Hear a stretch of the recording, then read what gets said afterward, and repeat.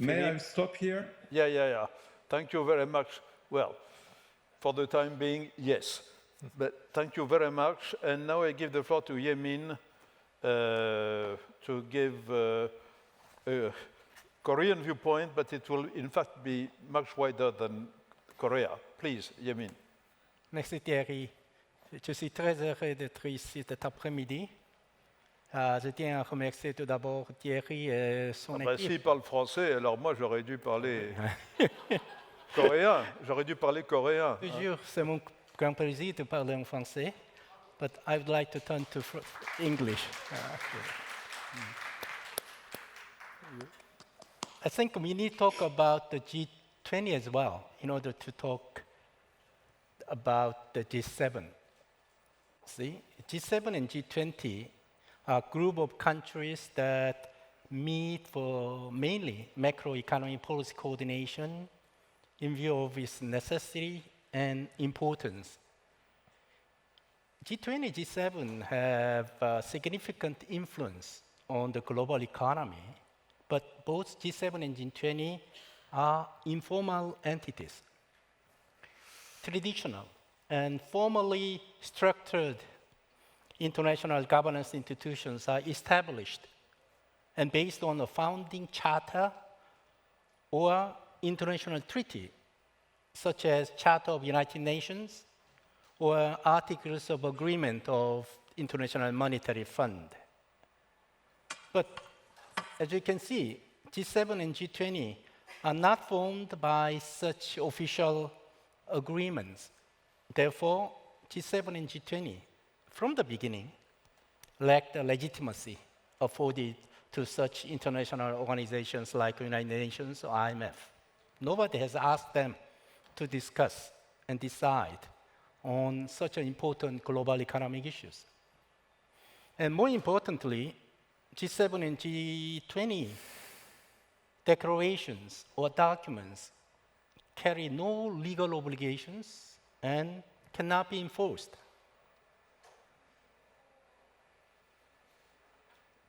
I think Thierry already mentioned, and Ambassador Etienne, I don't know whether he remembers me or not, we were the G20 Sherpa at the same time in Hamburg G20 summit meeting. I know that. And then you see the G7, by the welcoming Canada in 2076, it has become G7. It's the initiation of French President Valéry Giscard d'Estaing. See, it's a French and European ideas. And it's understood that they have shared views on values, including the respect for human rights, rule of law, and a commitment to market economies.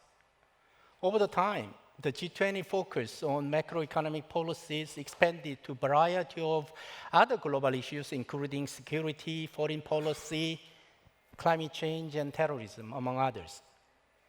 And with the increasing economic growth of emerging economies, its share in the global GDP continued to decrease from 61% in 1980 to 52% in 2008. I refer to 2008 because that's the year when the global financial crisis took place.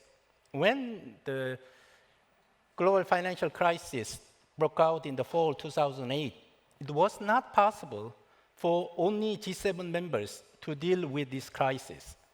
And the G20 leaders then convened for the first time in Washington, D.C. in November 2008 as a leaders' meeting. The G20 leaders declared next year, in 2009, in Pittsburgh, that G20 would be the premier forum for international economic cooperation and has become major actor in global governance, in fact, replacing G7.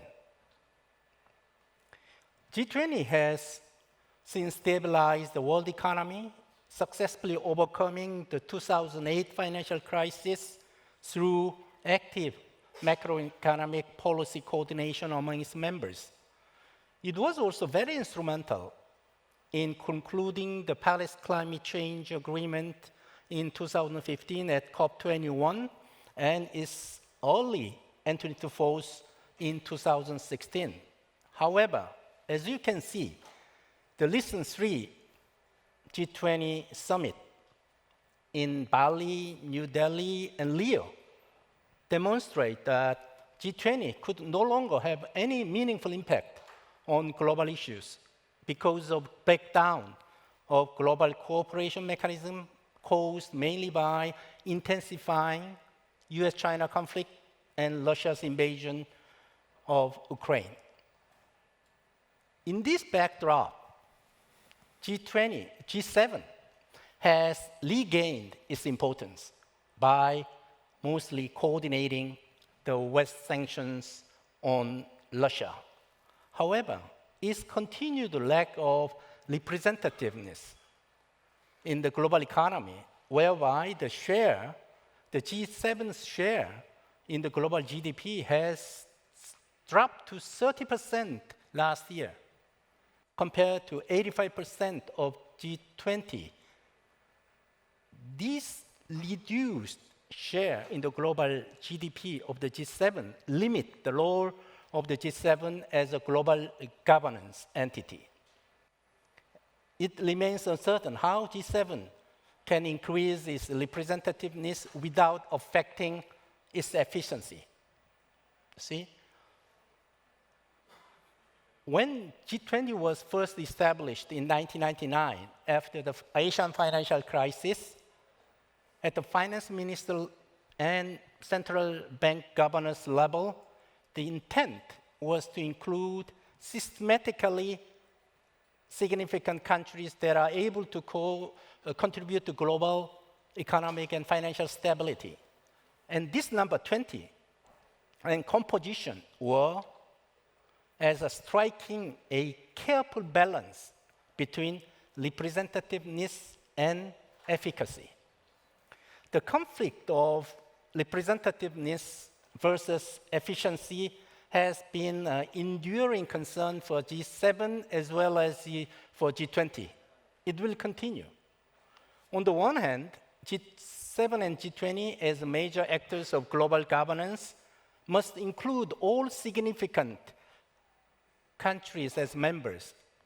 But on the other hand, they must consider risk of reduced efficacy if the numbers exceed a certain limit.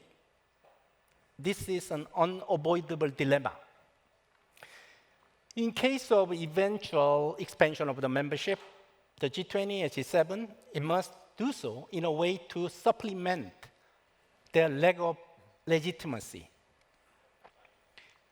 In addition, expanding agenda of the G7 and G20 is another problem, posing the challenge of staying within capacity of taking leadership on all major global issues. G20 leaders' communique for this year is 36 pages. And Italy has hosted throughout the year 23 ministerial meetings, each producing a long declaration. Similarly, the G20 leaders' declaration Rio for this year is 22 pages. And Brazil hosted more than 100 meetings of ministers, working groups, task force, and engagement group meetings. Finally, here comes President Trump.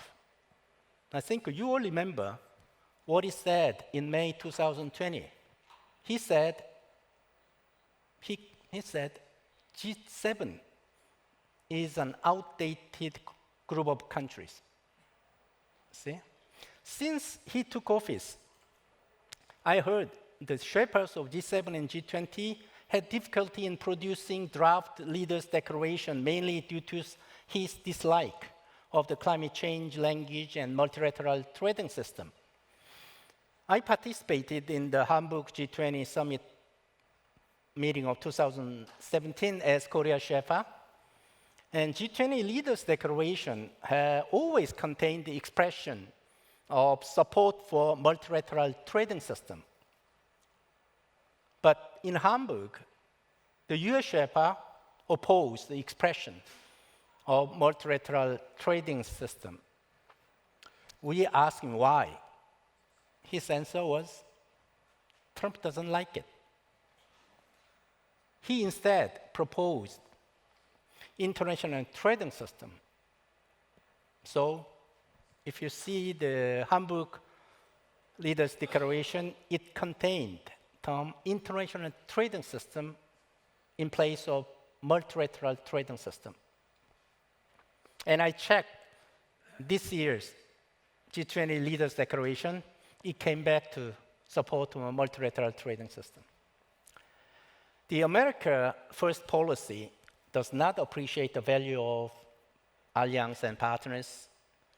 So I expect the vitality of G7 and G20 would be significantly reduced. The leadership role of the United States in G20 and G7 may be also very different in the years to come. This will be a challenge to all of us. Thank you. Thank you very much, Hye-Min.